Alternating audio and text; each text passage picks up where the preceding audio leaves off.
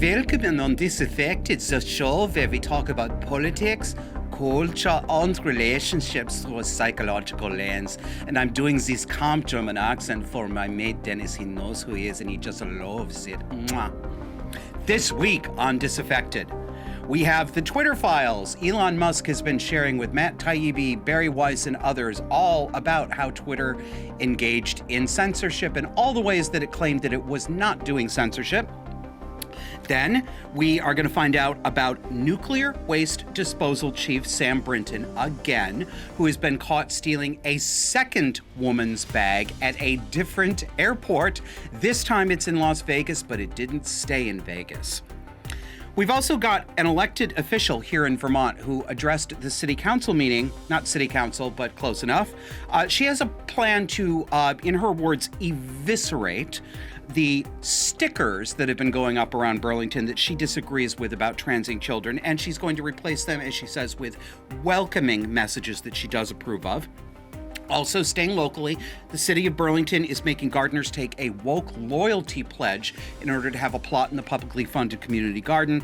And where would we be without more pedophilia? Project Veritas caught the dean of a San Diego high school bragging on camera about giving students butt plugs and dildos and having discussions about whether it is better to use lubricant or spit for sexual activities. Let's go. All right, Sam. Play it again, Sam Brinton. Play it again. So last week we told you about how Sam Brinton, who is a character out of a John Waters movie from 1974, basically. He is the chief of nuclear waste disposal. He's got a very high security clearance here in the United States. And he was caught at the Minneapolis airport, I believe in September, although we didn't hear about it until recently. He was caught stealing a woman's bag from the luggage carousel, taking the clothes out of it, then claiming it was a mistake, and then claiming he didn't take the clothes, and then offering no explanation. And this is all caught on camera. Well, he is a serial offender. Surprise, surprise. Take a look at this tweet from our own libs of TikTok, our own, like I own her or something. Give me a break. She's going to be like, you own me. So here we've got Sam Brinton. Biden's non-binary nuclear waste guru who engages in pup play, gives spanking classes, has a fetish for wearing women's clothing, and has now stolen luggage from 2 airports. Also seemingly gave lessons on rope bondage, according to images from Instagram. And we see a picture of a naked young man who is not, thankfully, Sam Brinton, bent over, naked, all bound up on ropes, because this is the sort of thing we do in hotel conference centers now. And just to remind you who we're dealing with Sam Brinton, can we put that lovely portrait up, Kevin? Good old Baldy there. There he is. Oh, my God. What is he wearing around his neck? That necklace looks like... I'm not going to tell you what I think it looks like. But anyway, here, I'll give you a little bit of a report from 8 News Now in Las Vegas. An Energy Department official is accused of stealing luggage from Harry Reid International Airport, the 8 News Now investigators learned Thursday. A felony warrant was issued for Sam Brinton, a deputy assistant secretary, sources said. The charges for The charges for gland larceny, it's probably that too, I wouldn't put it past him. Grand larceny with a value between $1,200 and $5,000, records showed. Brinton faces charges for a similar incident at the Minneapolis airport. He was on leave after charges were filed in connection with that incident, an Energy Department spokesman said in November. And we have an image of him in the act stealing. Kevin, can you put the put that image up? No, not the one. Yeah, that's right. Oh, I'm sorry. No, wait, go back. No, the image beforehand. Yes, that one. Damn it, you ruined my joke. I was going to say, oops, sorry, that's the hamburger. I'm sorry, that's Madonna. It's the panty burglar. Different panty burglar. All right, you can take Madonna off the screen now. She can't be exposed to sunlight. It degrades her outside texture. This is the image that we have of Sam Brinton. The memes have been absolutely killing me. He's hiding that luggage behind all those nuclear waste barrels. All right, so obviously this is a developing story. When he gets to panty raid number 3, we will be sure to bring you film at 11. So let's talk about the Twitter files, what everybody is referring to as the Twitter files. Elon Musk has promised that he is going to make transparent all of the internal communications that Twitter staff have discussed, who to censor, who to shadow ban, all the things that Jack Dorsey, the former CEO, and officials at Twitter have denied repeatedly to Congress, to the public, to the media that they have done. They have been doing these things that they claim they haven't done. So, Matt Taibbi had a thread last week, journalist Matt Taibbi, and this week Bari Weiss got the Golden Cup, and she's got the inside scoop. So we'll go to the first one. This is from Bari's Twitter thread.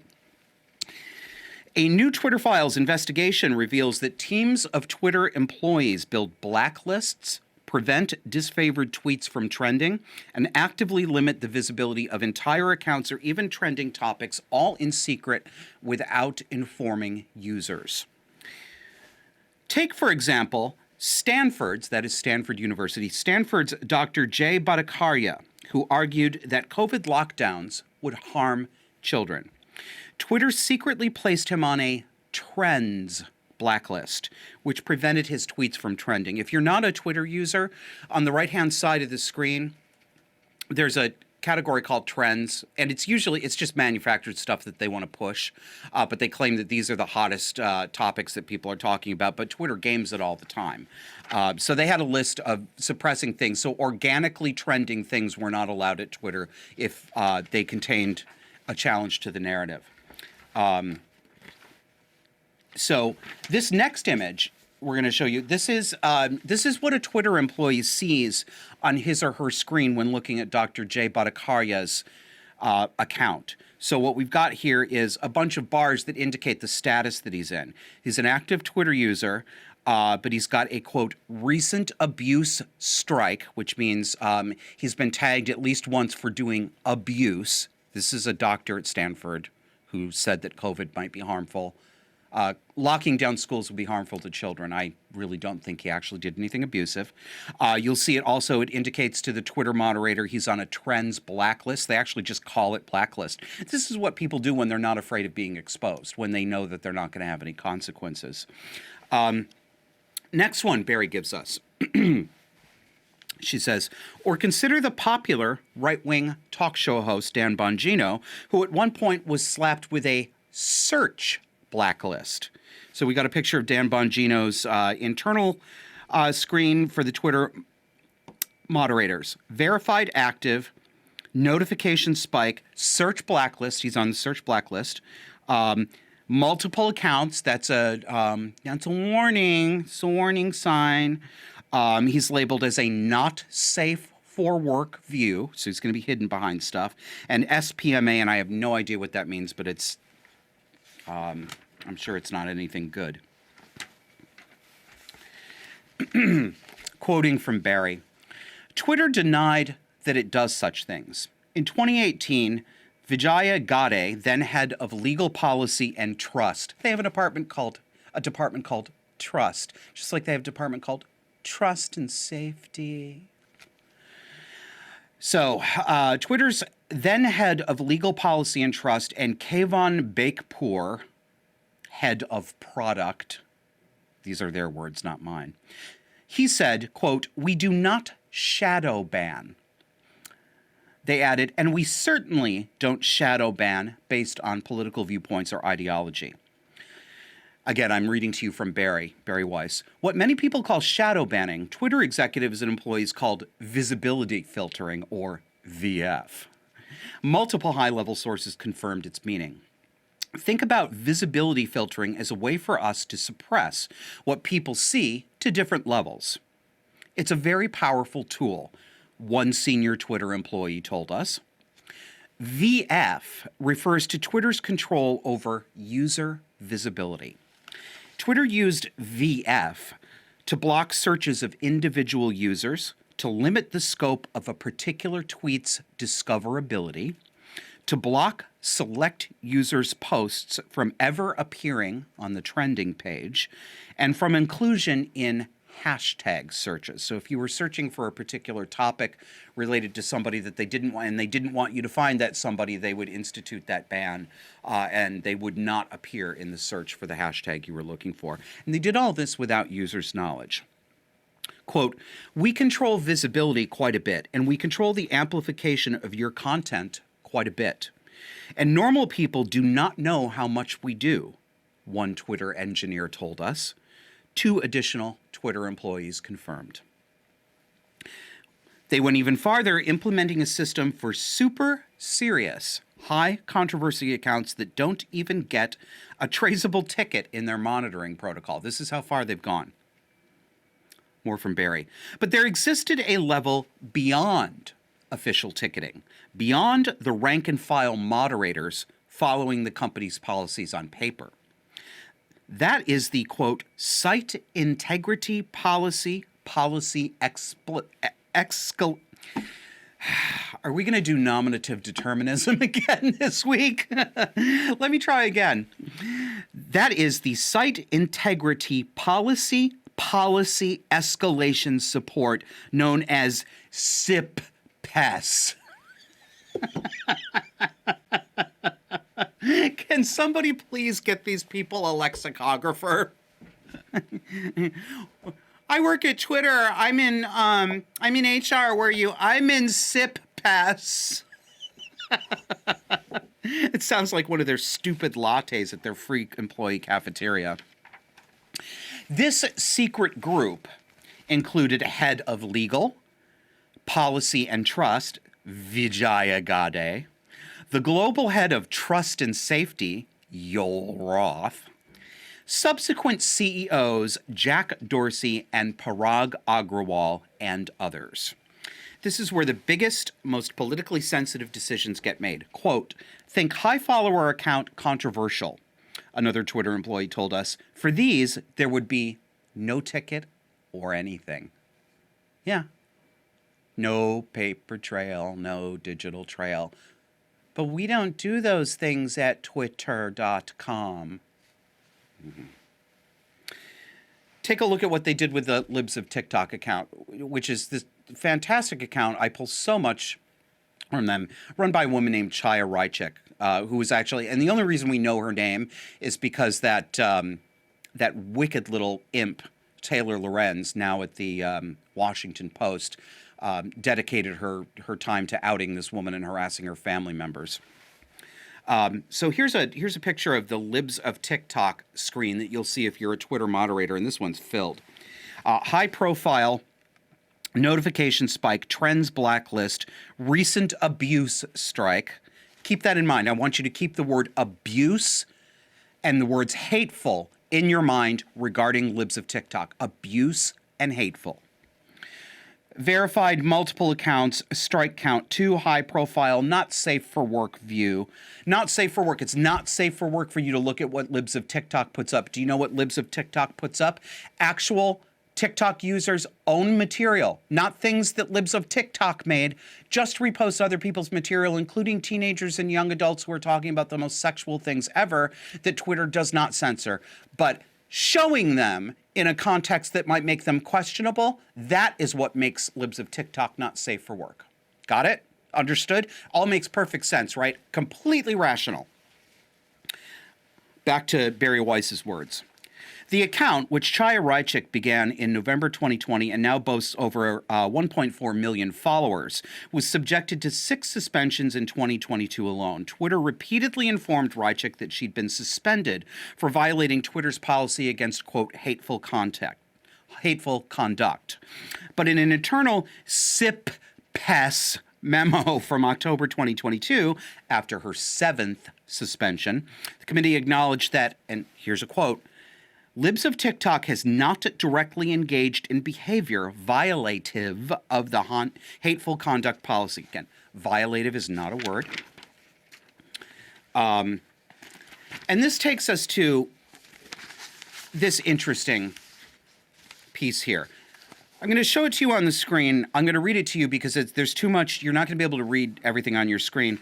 But this is the site policy recommendation that internal Twitter moderators have for libs of TikTok. Listen to this. Site policy, the site policy department, recommends placing libs of TikToks in a 7-day timeout at the account level, based on the account's continued pattern of indirectly violating Twitter's hateful conduct policy by tweeting content that either leads to or intends to incite harassment against individuals and institutions that support LGBTQ communities. At this time, site policy has not found explicitly violative tweets, which would result in a permanent suspension of the account. This type of enforcement action will not lead to a permanent suspension. However, should libs of TikTok engage in any other direct tweet-level violations of any of site policies, yes, I'm reading to you verbatim, we will move forward with permanent suspension. Oh my God. Okay, so again, why am I talking about this? Why does this matter? I'm anticipating some people listening. I'm not on Twitter. Only 10% of Americans are on Twitter.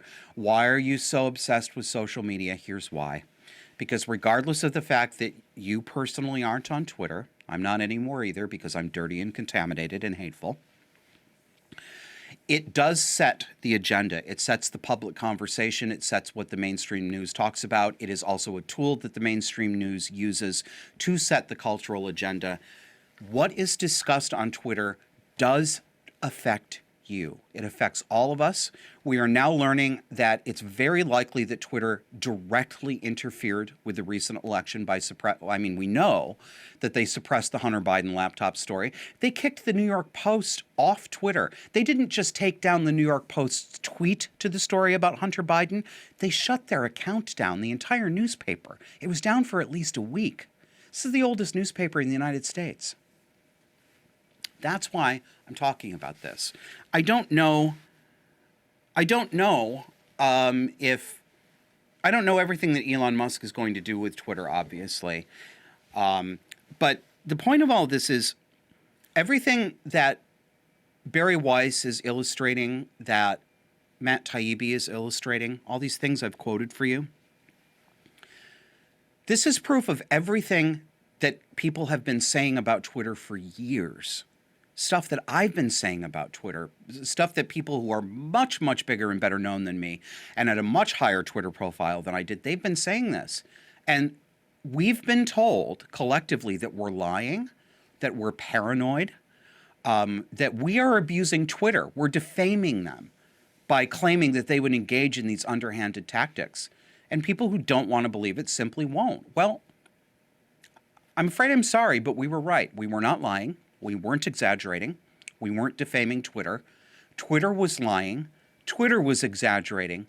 And Twitter was defaming us. Fact, not a matter of opinion. You don't get to disagree. It's a fact.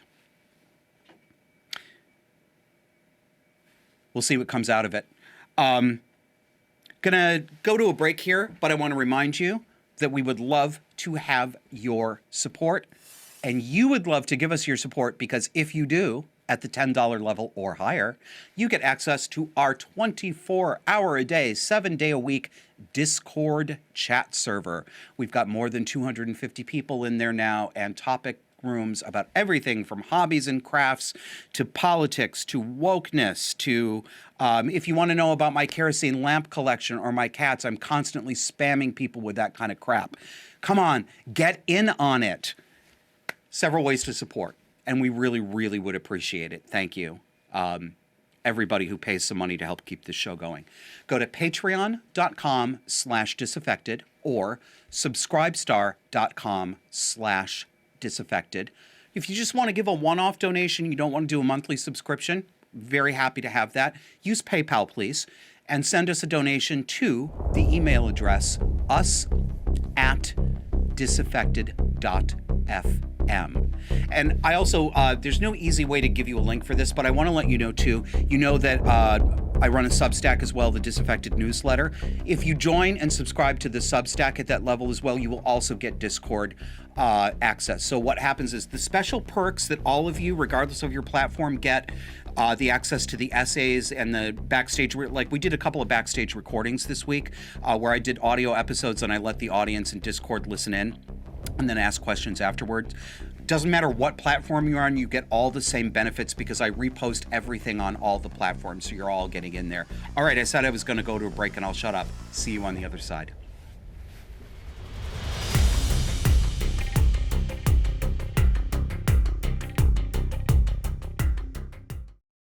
There's a new perk for Disaffected subscribers, and it's a good one. Patreon and Subscribestar donors, as well as PayPal donors, now have instant access to our backstage Discord server. Join multiple topic-based chat rooms and 24/7 open voice chat, and even virtual events on a main stage for hosted conversations and backstage podcast recording sessions. It's not Twitter, and you don't have to pretend Bruce Jenner's vagina is real. Sign up today.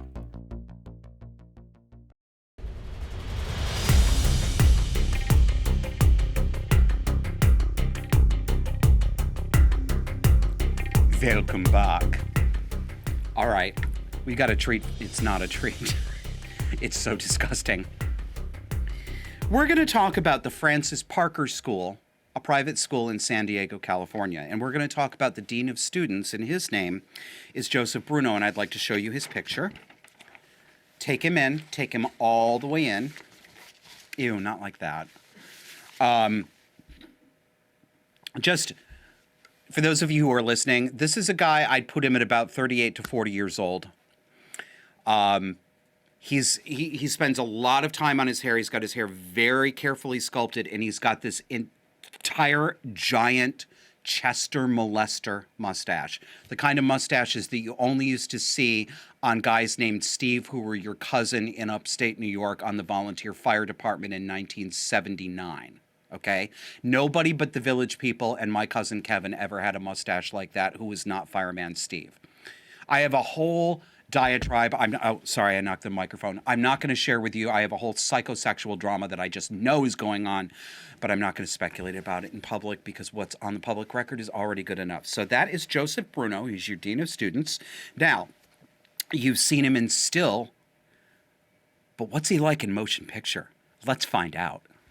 I had like our LGBTQ plus health center come in. They were passing around butt plugs and dildos to my students, talking about queer sex, using lube versus using spit. Meet Joe Bruno, Dean of Students at the prestigious Francis W. Parker Private School in Chicago, which happens to charge $40,000 per student. They're just like passing around dildos, butt plugs. The kids are just playing with them. They're like, how does this butt plug work? How does this work? That's a really like cool part of my job. Parents might be stunned to learn that Bruno's version of love and acceptance means handing out sex toys to underage students. So I've been the dean for 4 years. During Pride, we do a Pride Week every year, and I had like our LGBTQ plus health center come in. They were passing around butt plugs and dildos to my students, talking about queer sex, using lube versus using spit. Who is this? This is an LGBTQ plus health center came in to talk to my high school students. They're just like passing around dildos, butt plugs. The kids are just playing with them. They're looking at them. In the school? In a classroom. Wow. Yeah. While I'm sitting there. Then we had a drag queen come in, pass out cookies and brownies and do photos. That's so amazing. And everybody's cool with that, like the butt plugs and the dildos. Nobody complains. No. I mean, if the parents found out, would they? No. It's queer sex. This is the drag queen that came in. What's her name? Alexis Bevels. Alexis Bevels. And just hung out in my classroom. And was there? Or hung out in my office. You have so much freedom. So much wiggle room. So much freedom. So much money. I mean, having to do stuff. Trustees are okay with that too? They don't know. They would. It's like I wouldn't even like run it by them. Like, why would I run it by them? They would be like, "Oh my God, that's wonderful." Like, how old were the kids with the classroom? 14, 18. They're like, how does this work? How do we do, like, how does this work? Right. So yeah, that's a really like cool part of my job is I don't have to worry about stuff like that. That was Project Veritas undercover video, obviously. I'm going to get the small stuff out of the way first because I have to pick at this stuff. Yeah, all right. Notice the affect, notice the pronunciation, notice the vocabulary. We talk a lot on this show about delayed maturation, about arrested emotional development. We talk about how fully grown adults act and sound and speak like adolescents or like children. I've talked about how grown adults are adopting the vocal speech patterns of young teenage cohorts of kids. This guy's a perfect example. He's got to be 38, 40 years old from the looks of him. And if he's younger than that, he needs a better skincare routine. You know, my students, you know, the glottal stops and students, and they're like, how does this work? How does this butt plug work? And I had like the LGBTQ plus center like come into my classroom. Did you like have them do that? Like, drives me absolutely crazy. But yeah, I know it's a small thing, but it is not unconnected to the rest of the stuff. This delayed maturation is a character trait of the people we find engaging in this stuff. How do you even talk about this? Because it is so surreal. It was so very recently in our society that it would have been unthinkable, meaning it would not have occurred to anyone to have teachers talking about sex toys with students, to be talking about whether to use lubricant or spit to have sex. Are you kidding me? This is, when I say recently, I mean within very recent living memory, 5 or 6 years ago. How did the unthinkable become compulsory? How did we all stop noticing it? I guess it's always been, no, it hasn't always been this way. And no, it doesn't have to be this way now. No, this is not change we just have to accept and grow with. It's like having a discussion about why radioactive fallout is harmful and having to convince the audience that it is harmful and that they should care, while you look around at everybody in the audience who's got gray skin and their hair is falling out, but they're like, hey, what's wrong with radioactive fallout? We've always had radioactive fallout.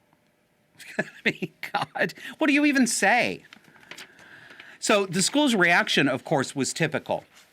Did they say anything about what their dean was doing? Absolutely not. They have made no statement whatsoever disavowing his passing out dildos and butt plugs and spit and lube and all the other stuff. Did you hear him? The undercover reporter says, so, you know, what if the parents found out? What if the trustees found out? Joe Bruno says, what are they going to say? It's queer sex. What are they going to say? It's queer sex. It's queer sex. Yeah, this is what I mean when I say they're not afraid of any consequences, and they are correct not to be afraid of consequences. They're right, because there have been none. He's right. What are they going to say? It's queer sex, and we've decided that anything queer overrides everything else all the time, no matter what. Don't you even question it. If you question it, you're hateful. So here we are. This is the world that we have allowed to happen. We, collectively, we did this. So it's our responsibility to change it too. Staying on the topic of pedophilia, because pedophilia is having a moment, a cultural moment. I know everybody already talked about this. I know I'm a week late on it, but this is a show that is not entirely driven on the news cycle. So sometimes you have to wait. Let's talk about the Spanish fashion house Balenciaga. Pedophilia is being actively normalized in the West, not just the United States, in the entire industrialized modern West. Everything the right wing said would happen with the sexual liberation movement is, in fact, happening. Sorry, it's happening. They did correctly predict this. Doesn't matter how angry that makes us. Doesn't matter. Truth is truth. So what did they predict? Sexualizing kids programming. We see it all the way down to Sesame Street and below. American public schools routinely talking about sex and gender identity with children, going along with transing kids at the school level behind parents' backs, going so far, many public schools have gone so far as to have secret files with the child's real gender on it, with little notes not to be shared with parent. This is now normal in American public schools. Teachers molesting students, handing out sex toys, giving out lurid, graphically detailed comic books, like the book, I'm using quotation marks, book, the graphic novel, the extended comic book called Gender Queer, which is just a lesbian pornographic bacchanalia. Handing out comic books full of actual visual depictions of full-on sex and fellatio. I've showed them to you on this show. They're in American libraries across the country in schools. It's real. Hospitals are grooming kids to get their breasts sliced off and to be permanently sterilized so that they can be permanent minors. I wonder what interest of pedophiles that might be coincident with. I must be a conspiracy theorist. We've got people called furries who dress up as cartoon animals. It's a sexual fetish that they now want everybody to accept because they're demanding equality for furries, for people who wear Goofy the dog costumes and get off on it. When I was a kid in Southern California, we lived in Orange County. My friend across the street, his name was Min, M-I-N-H. His mother's name was Lon. They were a Vietnamese refugee family. Min was my buddy, my pal. My mother and Lon hung out with each other. They'd take us to the park. And Min and I would go off and ride our bikes and go to the park by ourselves too. And one day we went to the park and we had to go to the bathroom. So we went into the bathroom in the park, and there were some local toughs in there, because to me they looked like movie villains, but they were surely just teenage boys. I was probably, how old would I have been? 8 or 9 years old. But they were cholos is what they were. They were cholos. They were Mexican guys. Hey, man, how you doing? You know, wearing bandanas around their heads, smoking cigarettes, looking a little sketchy, you know, as teenage boys often do. I don't know what it was. Well, it was the zeitgeist of the times, because this was the era of missing children on milk cartons, and all the after-school specials and movies of the week were about child kidnapping and stuff like that. So I freaked out. There was something about these guys that just scared the shit out of me. And I may have been right, but I just as easily could have been having a hysterical response because I'm me. But I was convinced that they were child molesters. And so I took Min's hand and we ran out, and Lon, his mother, was sitting on a park bench, and I swear to God, I started running and screaming and flailing my arms and saying, Lon, child molesters are after us. And if you're not picturing a really faggy little Josh screaming child molesters, you should be, because it's funny. So as I got older, I looked back on things like that, and I decided that all of this interest in protecting kids from pedophiles was an overblown cultural moral panic, and it was something the right wing was making up, and it wasn't really a big problem. I was wrong. Balenciaga is a fashion house in Spain that came up in the news recently for having images like this. Let's put the first one up here. This shows a little girl lying on her stomach on a couch. We've blurred the little girl's face out, but of course it hardly matters because this ad campaign went worldwide. Even though the pictures have been taken down now, there are millions and millions of copies of this stored, and it will be around forever. She's lying down in front of a still life of champagne flutes, little pretty pink barrettes, but also some more disturbing things like a dog dish that has spikes around the outside of it like a dog collar. She's got a bear, a little teddy bear, in bondage gear, in a leather bondage harness. That's her toy. And on the table, necklaces that look like they've got military dog tags on them, but they're in the shape of a dog bone. And I can tell you, if you don't already know this, that yes, that is a visual allusion to the master-slave relationship that you often see in gay fetishists. I'm wearing my dog tags because I'm Sir's pup. What is this little 4-year-old girl doing in these ads? Here's the next one. Same photo shoot. Little girl standing, she's got her bondage bear again, and this time, this is even more disturbing because if you take a look at the bear, it may be a little hard to see on your screen. The bear looks like it's been beaten up about the face. I mean, you can say that the bear is wearing eyeshadow, but it looks more like bruising. Looks like she really got worked over, that bear, huh? In the bondage dungeon. What the hell is this? And worse, well, not worse, but really telling, is this last image here, which shows, we did you a close-up here, but the whole thing shows a black and white purse on top of a messy table that has documents with writing on them that are peeking out from file folders. And you have to look really carefully to see what the text is on these documents, but it happens to be a reference to a Supreme Court case from 2008, I believe, that upheld a law banning the promotion of virtual child pornography. So why is that in the photo shoot? Because it's a statement. It's a statement to you. And what's the statement? The statement is, fuck you, yes we can, and we're doing it right now.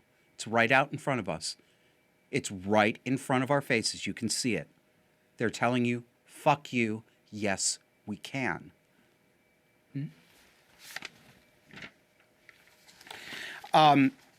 Brendan O'Neill is the editor at Spiked Online, good magazine. And I pulled out a few things from him about the pedophilia moment.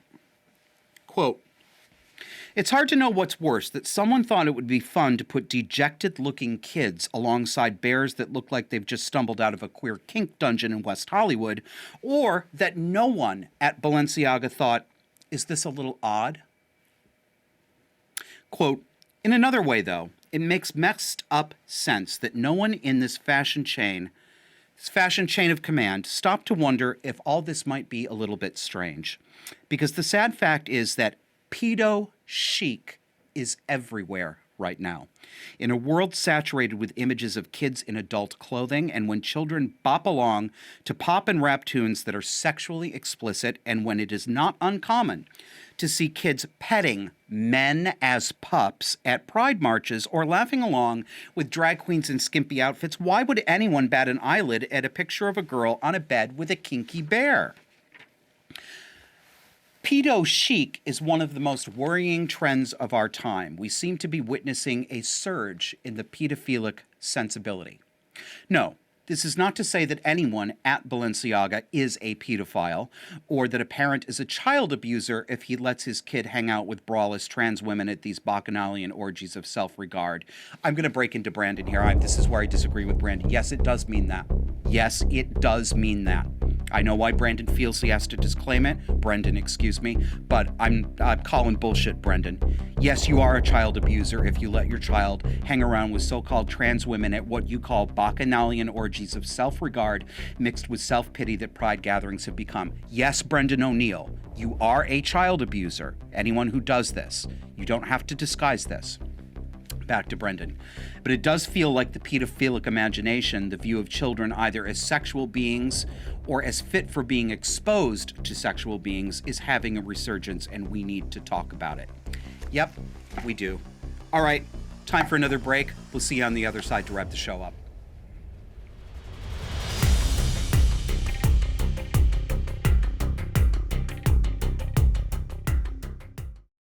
There's a new perk for Disaffected subscribers, and it's a good one.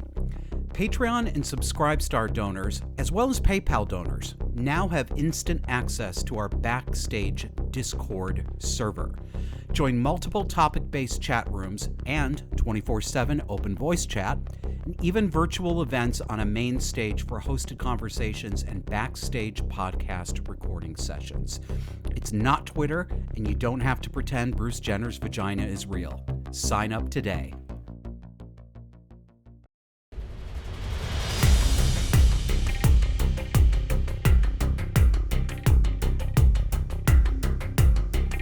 Welcome back. This is State Representative Emma Mulvaney Stanek, Progressive Democrat for Chittenden County. And this video we're about to show you, this clip, is from a meeting this past week for Wards 2 and 3 of Burlington. Burlington divides its political districts up into things that it calls wards. Remember, Emma Mulvaney Stanek is a state representative, so she came to address people in Burlington's particular wards that she represents. So I thought I'd start first with something more hyperly local. This is the season that we're starting to draft bills to be introduced for January. So I have 3 that I'm going to highlight among my list. But I wanted to start even more local than that, about an ongoing issue that's been going on for years in Burlington, in the new North End, and really, unfortunately, coming into the old North End. A series of transphobic stickers have been going up. I've mentioned this in a past MPA or 2. It's ongoing, and several community leaders and members and neighbors in the new North End, as well as here in the old North End, have been trying relentlessly to take them down and to get the city to address issues. And I just want to acknowledge Rachel Jolly, who's here from the Community Justice Center. We have a few very hardworking partners in the city, but there's a lot of inertia on a higher level in the city to actually bring an end to these stickers. We know who it is. The person is not a safe individual to be around, and it's creating a very hostile hate environment, given everything else that's going on in Vermont against the LGBTQ community, but especially our trans siblings, as well as nationally. And with the what happened in Colorado Springs, it's even more imperative that the city take this seriously. When we have a hostile environment, stuff like that happens, people think it's okay to harass and beyond hate speech, but to actually take action, which I'm very nervous about for the sake of Burlington and Vermont. So very long story short, a few of us, essentially, I'm going to use the word demanded a meeting with the mayor to finally get this on his radar, to actually take action and to bring a lot of partners to the table who've been trying in a piecemeal way to really get a solution so that we actually move on this and stop letting it roll into year 3 of this going on. So stay tuned. It's going to happen by the end of December. And I hope I will come back in January with something a lot better to say, that they are all been eviscerated and we have, inclusive, wonderful, welcoming messages going up instead. Okay, so. All right. Lesson number 1, never trust women who dress like that, who wear those scarves around their neck. It's always the same kind of progressive bitches. Let's take Emma's bullshit apart. She's talking about the stickers that we talked about on the show. If you are new to the show this week, welcome. Thank you very much. Go back and watch our show from last week, and you'll be able to see exactly what she's talking about. There are people actually who are putting up stickers around Burlington that she's calling anti-trans. They're actually messages trying to protect children. We're going to show you what they are. So Emma says, a series of transphobic stickers have been going up. What exactly is transphobic about them? Question 1. And who are these, quote, community leaders who have been, quote, trying relentlessly to take them down? We talked to you last week about the principal of the the superintendent, Tom Flanagan of the Burlington School District, who sent out an email saying how alarmed he was at these hateful transphobic stickers that were going up on streets outside the high school, and how he's directing his staff from the high school to leave school property and actually go onto the public street and take them down off signs that are not on school property. These people have, I was going to say, of course they have no boundaries. What kind of people are we talking about? We know what kind of people we're talking about. So, and I'd like to know from Emma, how specifically are you and these community leaders going to, quote, bring an end to these stickers? What does that mean specifically? I'll be watching you, Emma. And I hope you'll be watching me too, Emma, because we have a special message for you and for all of your constituents at the end of this segment. We know who it is, she says. The person is not a safe individual to be around. I know this person too. Well, it's more than one person, but I know who they're talking about. What does that mean? This person is not a safe person to be around. Be specific. Do you mean to say that this person is violent? Do you mean to say that being around this person is a threat to someone's physical safety? Is that what you mean? Do you mean to defame that way, Emma? I'd like to know. Oh, I'm so glad this is all on video. I just, there's a record of everything you people are up to. I just love it. It's going to come in so handy. This is all atmospherics to make this seem like a very sinister incident because, of course, these people get narcissistic supply. Ego gratification and stroking because they're narcissists. Whether they're fully personality disordered or not, I can't tell you, but they are narcissists. They are heavily narcissistic. And they're what I would call the community or communitarian or communal narcissist. That's not my term. It's a colloquial term that's been developed recently to describe the more recent phenomenon. You find it mostly in the progressive left of people who act narcissistically and act like saviors to the world because they want to be seen as part of a group of politically hip people who are out saving the world. So they get their narcissistic supply by being seen by others to be community leaders who are wrapping their arms of caring around children or trans people or three-legged hippos or whatever the fuck they're playing with. She also says, these stickers are creating a hostile hate environment given everything else that's going on in Vermont with the LGBTQ community. Like what? What is the everything else that's going on with the LGBTQ community in Vermont? What? Are you saying that we have a rash of hate crimes? What are they? Where are the statistics? Show me, Emma. Show me. Listeners, they don't exist. That's not happening. It's not happening anywhere either. It isn't. It's not real. Nothing is happening to LGBTQ people in Vermont. And that's not a coherent class of people, by the way. That's not a real class of people. Nothing is happening except their ascension to the status of the most sacred and protected legal class that can do anything they want to anyone at any time with no consequences. And they can and do abuse other people while being publicly recognized as abuse victims themselves. Narcissistic reversal.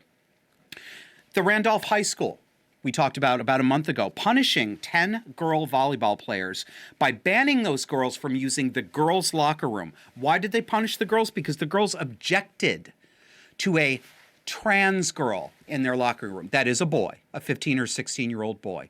They objected to him being in there, so they're being punished for objecting.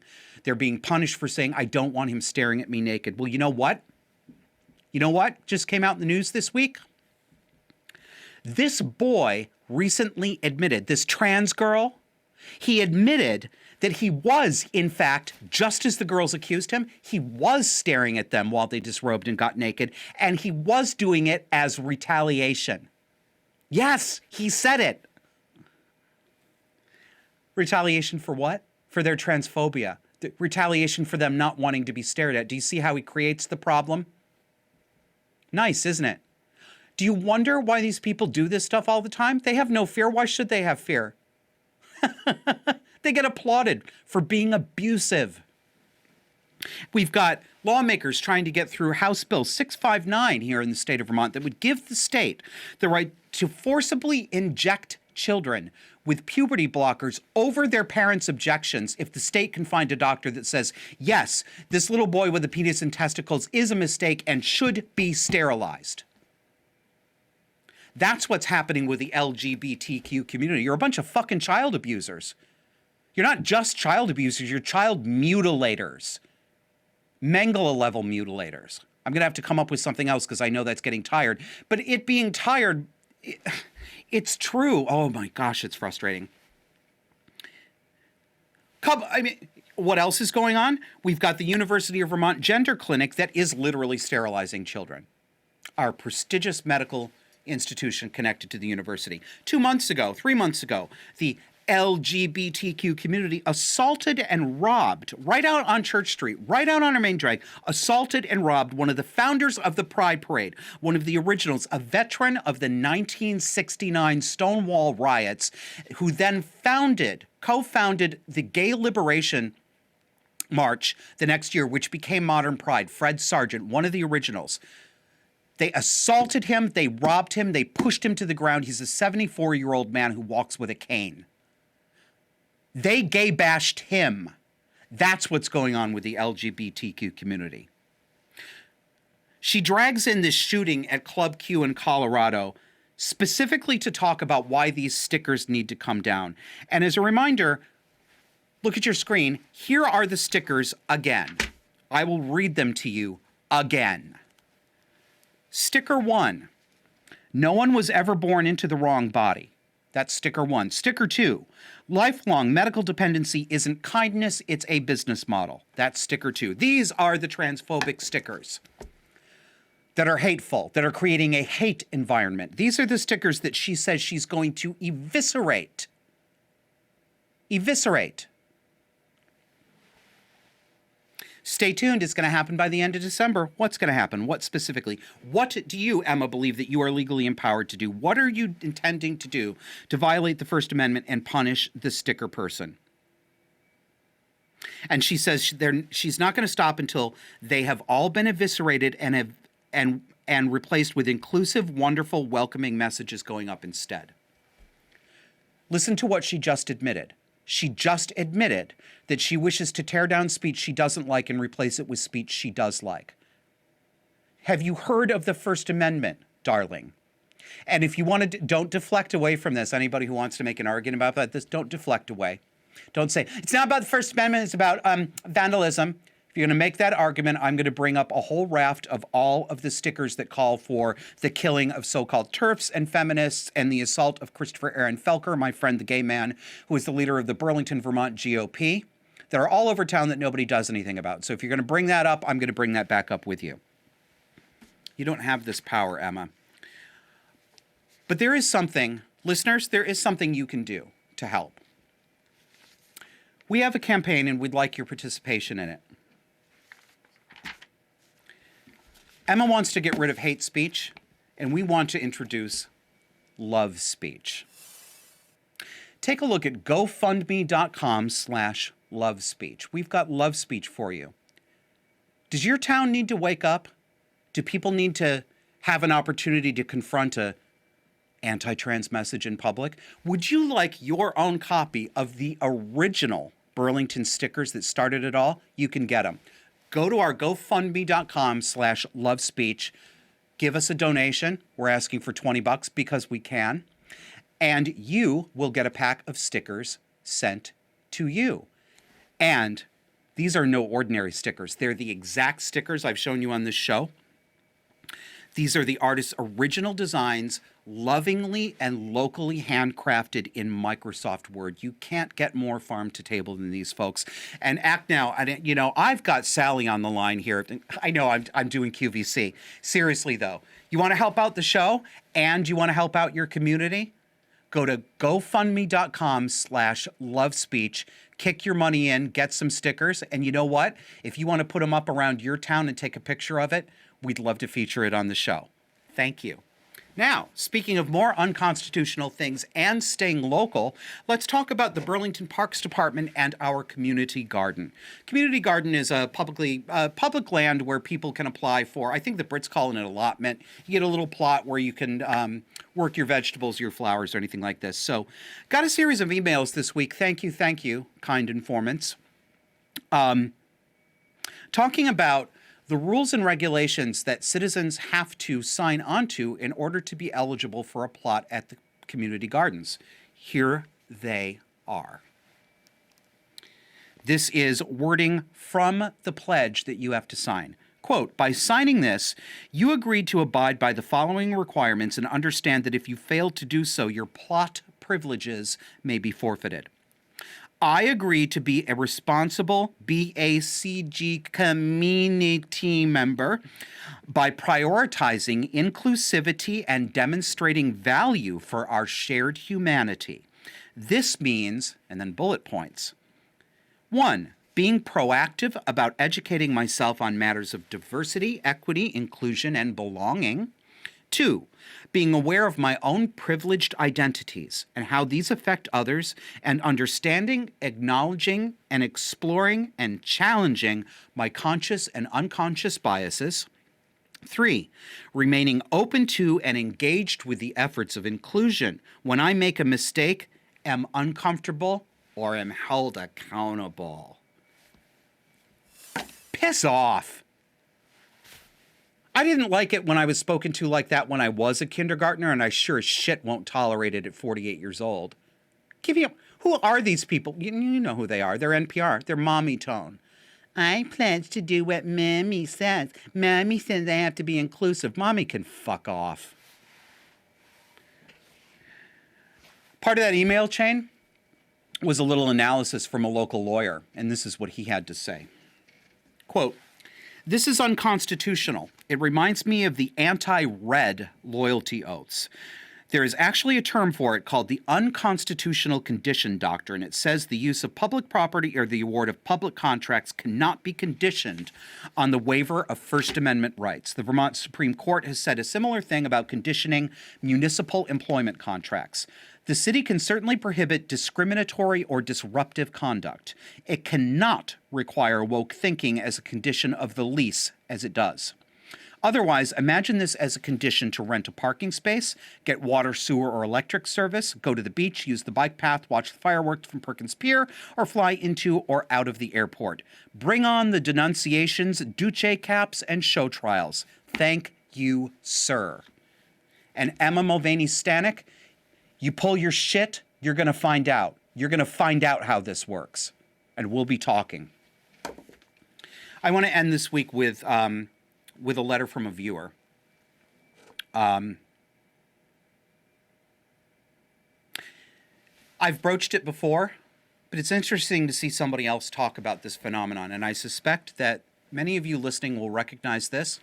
It may sting you a little bit, because it's something we tend to feel guilty about.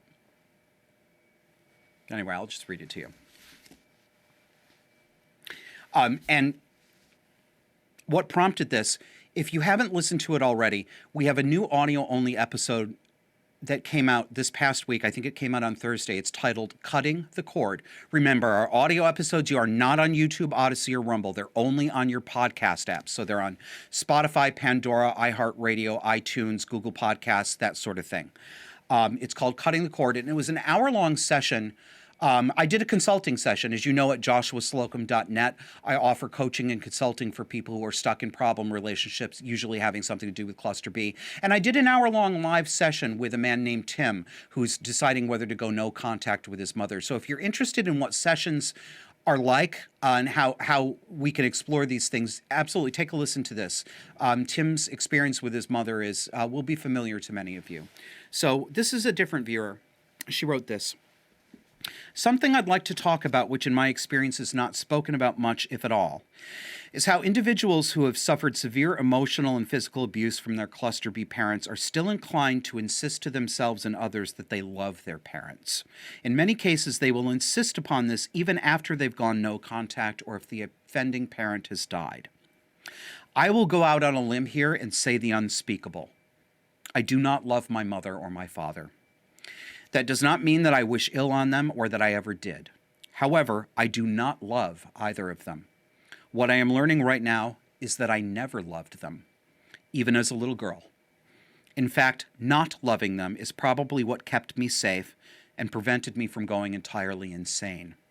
As a child, I experienced not loving them as mistrust and fear. Neither one of them earned my full trust ever. What I did do for a very long time was tell myself and others when the performative need presented itself that I loved my mother and father, but I didn't. I was telling myself what I believed I was supposed to feel and parroting that practice affect for others so as not to disappoint anyone or seem like an unfeeling, uncaring jerk. When I hear people who have suffered so much at the hands of their abusers say, I still love him, or I still have love for this moment with her, I really, really, really question that. So often it sounds like a reflexive regurgitation, a cultural curtsy, if you will. Is a child feeling actual love when their abusive parent leaves and he or she misses them? Or is that child confusing love with a longing for attention, validation, safety, and desperate fear of emotional abandonment? On top of everything else, victims of cluster Bs negotiate. On top of everything else they negotiate, there's also so much cultural shame for not loving one's mother or father. The assumption is that one who does not feel love must be defective rather than the parent, because mothers and fathers, but mothers especially, can't be cruel and unloving, right? They must feel it, but just not show it properly. People who are dealing with this insanity and cruelty need to hear that they are not awful humans for not loving their parents. I feel like it's the bridge to sanity for so many people. It's only scary until you cross it, and then there's a kind of peace. You're no longer fighting the war. Well said. That's the show. Thanks for joining us. I'll talk to you next week.